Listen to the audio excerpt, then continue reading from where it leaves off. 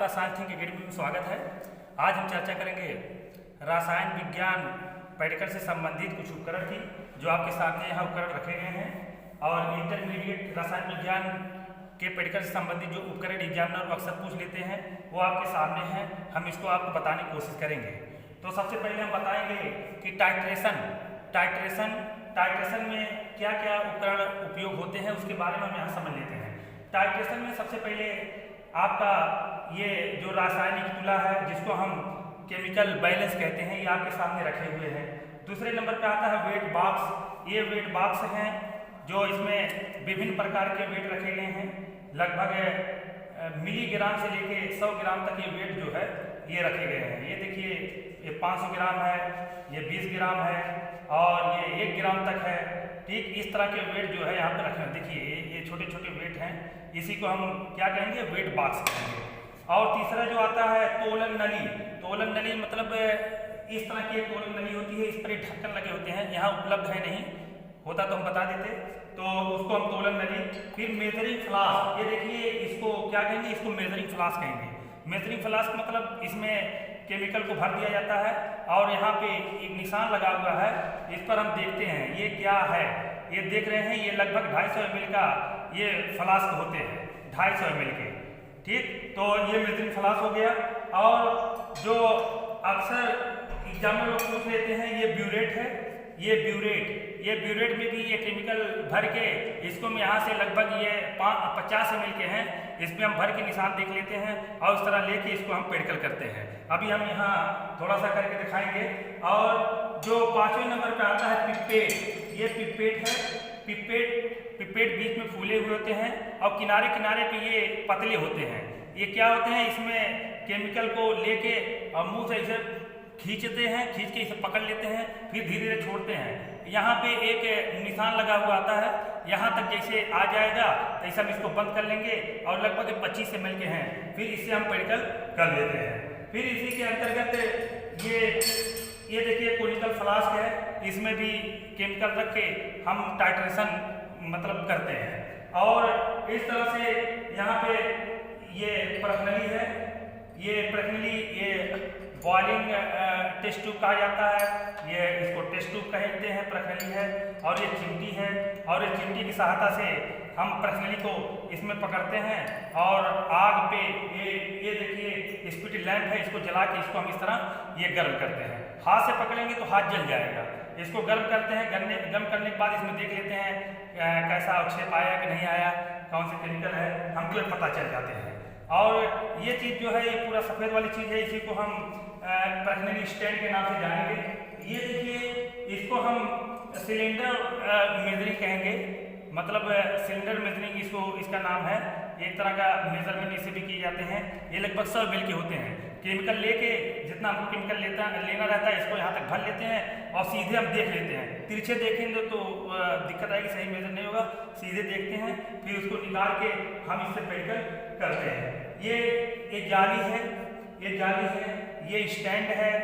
और अगर किसी चीज़ को गर्म करना रहता है, ज़्यादा केमिकल को, तो उसमें हम लेके जाली रख देते हैं। जाली रख के यहाँ रख के लैंप को यहाँ रख देते हैं और इसको फिर गर्म करते हैं। ये जाली इसलिए रखते हैं ताकि चारों तरफ आँच सही से लगे। और ये जो कागज़ लगे हुए हैं, ये इसलिए लगे होते हैं कि चारों तरफ समान ताप हो। अगर ज़्यादा रहेगा तो इस पर चिटक भी पड़ सकता है, इसका काम यही है। इसको और यहाँ पे 2 बॉटल रखे गए हैं, एक बड़ा बॉटल है, एक छोटा बॉटल है। इसमें केमिकल रहते हैं, जैसे सल्फ्यूरिक अम्ल है, नाइट्रिक एसिड है, और इसमें भी सोडियम डाइक्रोमेट वगैरह ना, पोटेशियम डाइक्रोमेट सब रखे होते हैं। और ये ब्रश है। ब्रश जो है इसके प्रश्नली को साफ करने के काम आते हैं।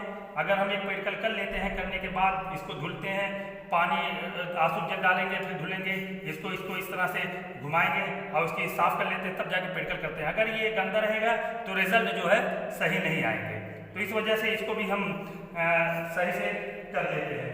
अब देखिए, ये जो बैलेंस जो है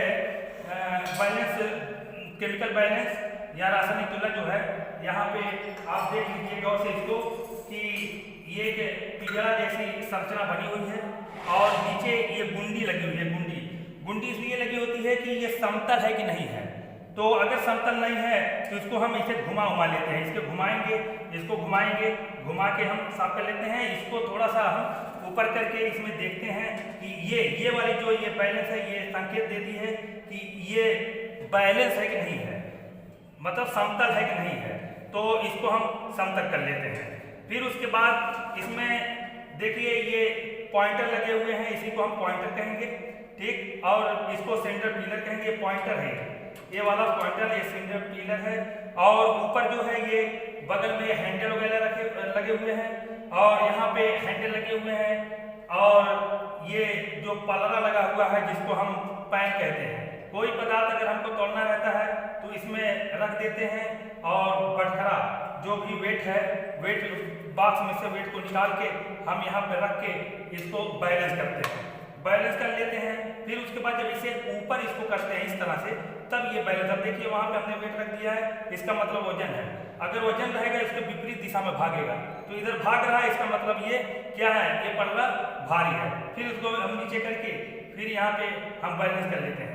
ये बैलेंस करने के लिए इसमें मिलीग्राम में भी इसको बैलेंस करते हैं और मिलीग्राम में भी होते हैं जिसको हम रेडार कहते हैं, जिसको हम राइडर कहते हैं। राइडर को यहाँ पे लगा के और इसके हैंडल के माध्यम से आगे पीछे करते हैं, जहाँ ज़रूरत रहती है उसको हम वहीं पे लगा देते हैं। फिर उसके बाद इसको हम बैलेंस कर लेते हैं। और इसमें ध्यान देना बात ये रहता है कि चारों तरफ से ये पैड है, अगर इस पर हवा लगेगी तो बैलेंस जो है दिक्कत हो जाएगी और जो आपका टाइटेशन होगा सही से नहीं आएगा। तो उसके लिए हम ये बगल में 2 खिड़की लगी हुई है, इस तरह से खोल लेते हैं और केमिकल को जो है यहाँ पर रखते हैं, यहाँ पर रखेंगे, तौलेंगे। फिर उसके बाद ये केमिकल को बनाएंगे, फिर तौल के इसको इस तरह से बंद करके तब इसके बाद हम इसको ये तौलते हैं। तो इसको ध्यान रखिएगा, एग्जामिनर लोग अक्सर पूछ लेते हैं कि इसका क्या काम है। तो ये केमिकल बैलेंस है, केमिकल को तौलने के काम आते हैं। और इसमें जो प्रयोग आने वाली चीज़ है ये मेजरिंग फ्लास्क होते हैं, ये मेजरिंग फ्लास्क हैं और इसी में पदार्थ को डाल के जो है घोल लिया जाता है, फिर इसी से टाइट्रेशन जो है किए जाते हैं। और इसी के अंदर 2 चीज़ें और आती हैं, ये ब्यूरेट हैं, ये देखिए ब्यूरेट हैं। ये ब्यूरेट लंबे से होते हैं, ये लगभग 50 ml के हैं। तो ध्यान रखिएगा, ब्यूरेट जो है एकदम सीधा होता है, नीचे इस तरह की गुंडी लगी होती है। हम गुंडी इस तरह से खोल के हम केमिकल को निकाल लेते हैं, जब नीचे आता है तो वहीं पर हम रोक देते हैं। रोकने के बाद जो हमको मेजरिंग करना रहता है, प्रैक्टिकल करना रहता है, हम उसको कर लेते हैं। दूसरा ये है पिपेट, ये देखिए याद रखिएगा, पिपेट बीच में फूला, किनारे में पतला, पिपेट मतलब पतला, पिपेट हम इसी से याद करेंगे। जो किनारे तरफ पतला है और बीच में मोटा है उसे हम पिपेट कहेंगे, और जो समतल है उसको हम ब्यूरेट कहेंगे। तो देखिए ये पिपेट है और ये ब्यूरेट है, ये पिपेट ये ब्यूरेट। तो देखिए यहाँ पे ये स्टैंड लगे हुए हैं, ये यहाँ पे स्टैंड लगे हुए हैं। तो हम क्या करेंगे, इसमें हम केमिकल लेंगे, केमिकल लेने के बाद इस कोनिकल फ्लास्क में इस तरह से ऐसे डालेंगे। डालने के बाद हम इस ब्यूरेट में धीरे धीरे करके कीप की सहायता से हम इसको डाल देते हैं। डालने के बाद फिर हम देख लेते हैं कि कितना हमको लेना है, जितना 50 ml या 25 ml जो भी लेना होगा हम यहाँ पर निशान देख लेंगे। और जो निशान देखेंगे इस तरह सीधे देखेंगे, तिरछे देखेंगे तो फर्क आएगा, सीधे देखेंगे देख लेंगे हाँ समतल है, फिर वहीं पर हम इस तरह से अगर ज़्यादा है तो ढील करेंगे तो केमिकल यहाँ पे गिर जाएगा, जब गिरेगा तो नीचे आएगा। फिर उसके बाद हम सीधा मिला करके देख लेते हैं, वहाँ बंद कर देते हैं। बंद करने के बाद क्या होगा कि जो भी सूचक है जैसे फेनोल्फथालीन वगैरह, ठीक, उसको हम लेते हैं, डालते हैं। इसमें डालने के बाद ये केमिकल जो है इसे मिलाया जाता है। अगर ये गुलाबी कलर आते हैं या गुलाबी कलर से डिस्कलर हो जाते हैं तो हम पॉइंट को नोट कर लेते हैं। इस तरह से कैलकुलेट करके हम जो है बैलेंस को निकाल लेते हैं। और ये बाट है जिसको हम वेट बॉक्स कहेंगे। इस वेट बॉक्स में इस तरह से देखिए ये बाट सब रखे हुए हैं और ये पतली सी ये चिमटी रखी गई है, इसी की सहायता से उठा के हम जो है इसको बैलेंस करते हैं। और इसी में मिलीग्राम में भी था लेकिन वहाँ इतनी टफ है नहीं और लग रहा है इधर उधर हो गया है। और इसमें राइडर भी होते हैं जो बहुत तार जैसे होते हैं, वहाँ पर रख के इसको हम बैलेंस करते हैं। तो इससे संबंधित एग्जाम जो सवाल पूछते हैं, ज़्यादातर जो सवाल पूछते हैं टाइट्रेशन आएगा, तो इसी के बारे में सबसे पहले पूछेंगे, फिर पेट ब्यूरेट के बारे में पूछ लेंगे, फिर पूछेंगे टाइट्रेशन आपने कैसे किया उसके बारे में पूछेंगे, फिर ये तमाम उपकरण हमने आपको दिखा दिया, इस उपकरण के बारे में भी पूछ सकते हैं। तो इससे संबंधित कुछ क्वेश्चन है, हम क्वेश्चन अभी हम जो है इसको बता दे रहे हैं। अभी हमने रसायन विज्ञान प्रयोगात्मक से संबंधित कुछ उपकरण दिखाए जो एग्जाम की दृष्टि से महत्वपूर्ण थे। अब प्रैक्टिकल कैसे होते हैं रसायन विज्ञान के, क्या क्या क्वेश्चन पूछे जाते हैं, उसके बारे में हम बताने की कोशिश करेंगे। तो रसायन विज्ञान में जो होता है इसको दो भागों में बांट दिया गया है, आंतरिक मूल्यांकन और बाह्य मूल्यांकन।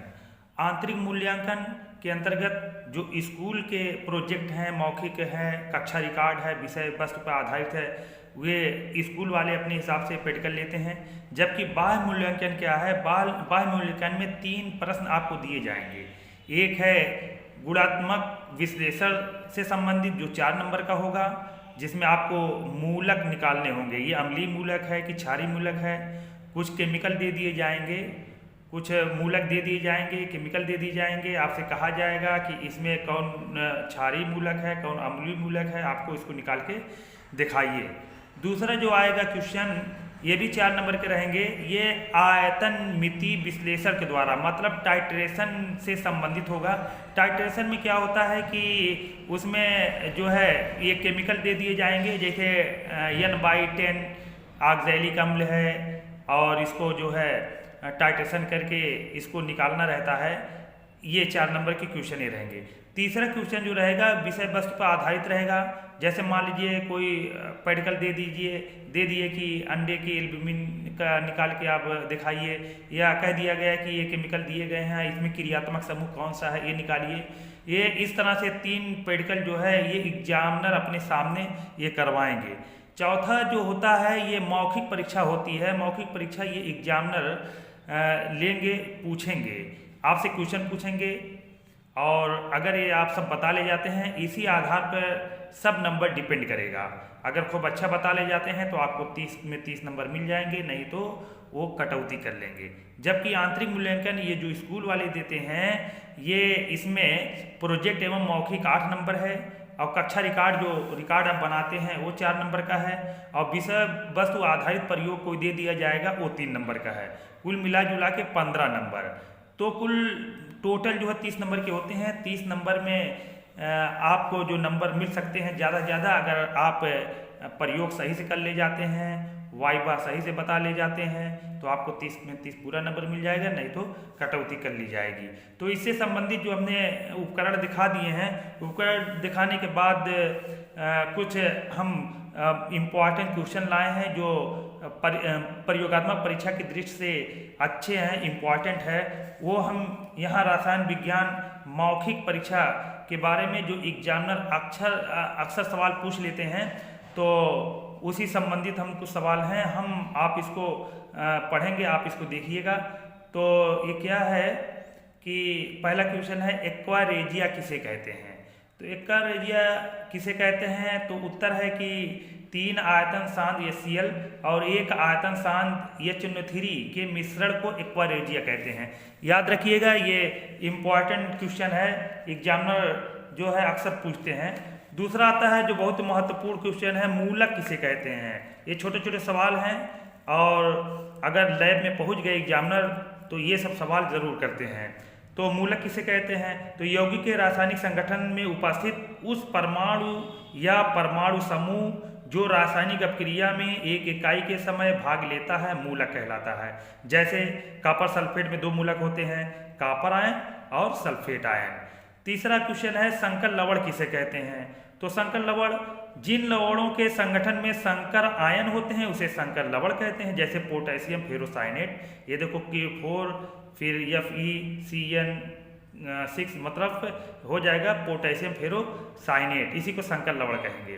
फिर संकर आयन किसे कहते हैं, वो है आयन जिसमें केंद्रीय धातु परमाणुओं से इलेक्ट्रॉन युग्म दाता परमाणु या समूह उपसंयोजी बंधों द्वारा जुड़े होते हैं, संकर आयन कहलाते हैं।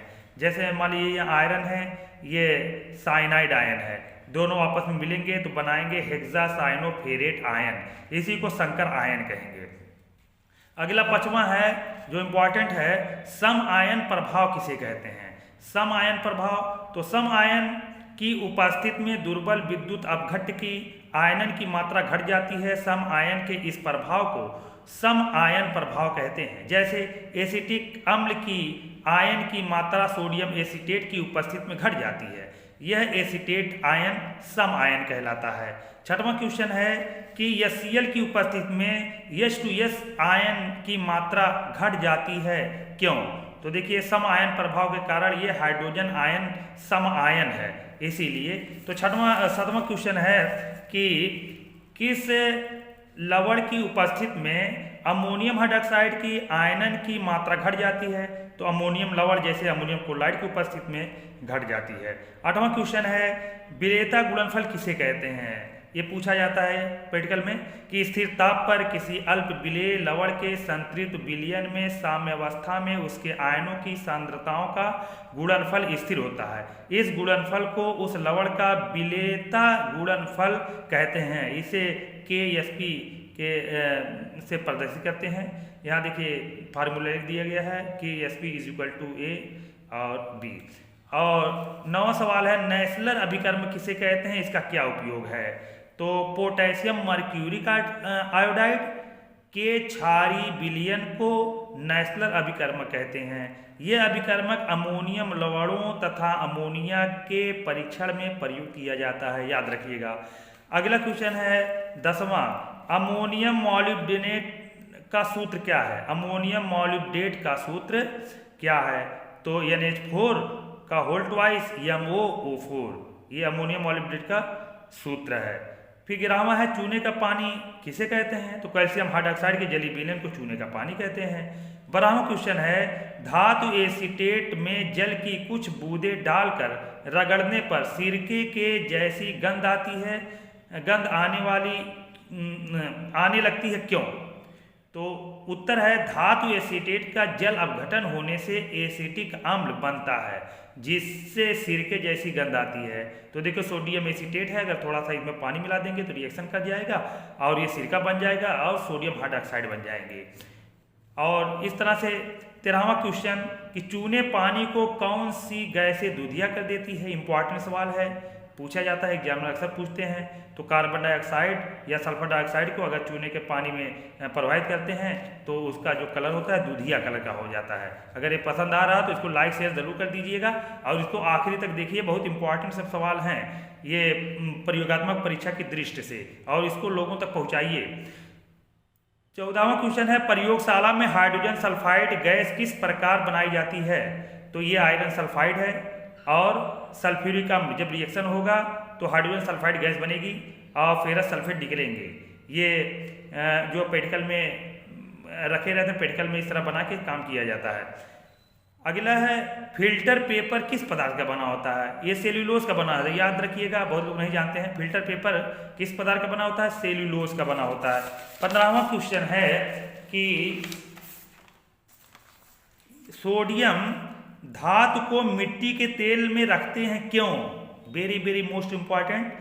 तो ये सोडियम धातु वायु और जल दोनों के साथ तीव्र अभिक्रिया करता है, परंतु यह मिट्टी के तेल के साथ अभिक्रिया नहीं करता।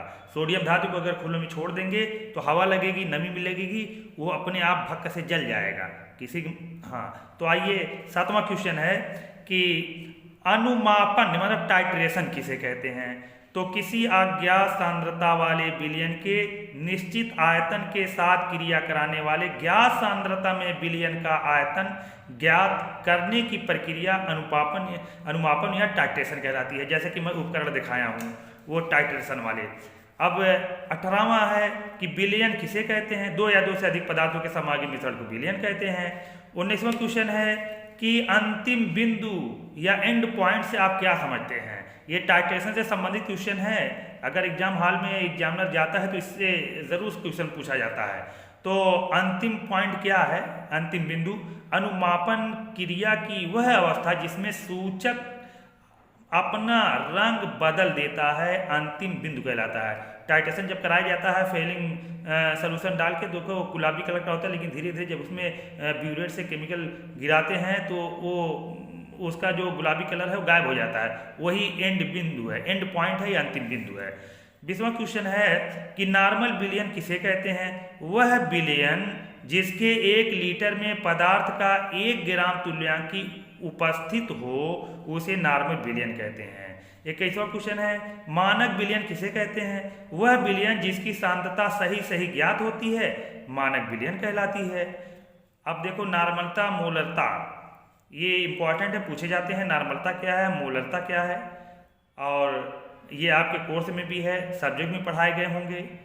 तो देखो नॉर्मलता क्या है, किसी विषय के 1 लीटर आयतन में पदार्थ के जितने ग्राम तुल्यांक विलेय होते हैं विलयन की नॉर्मलता कहलाती है। मोलरता क्या है, किसी विलयन के 1 लीटर आयतन में पदार्थ के जितने ग्राम अणु घुले होते हैं विलयन की मोलरता कहलाती है। अब सूचक क्या है? सूचक से आप क्या समझते हैं? जो पदार्थ रंग परिवर्तन में अंतः बिंदु की जानकारी देता है, मतलब एंड पॉइंट की जानकारी देता है, सूचक कहलाता है। जैसे फेनेथिलीन हो गया, मेथिल ऑरेंज हो गया, ये सब क्या है? सूचक हो गए। अब 24वां सवाल है तुल्यांकी भार किसे कहते हैं? तो तुल्यांकी भार क्या है? किसी पदार्थ के 1 तुल्यांक का द्रव्यमान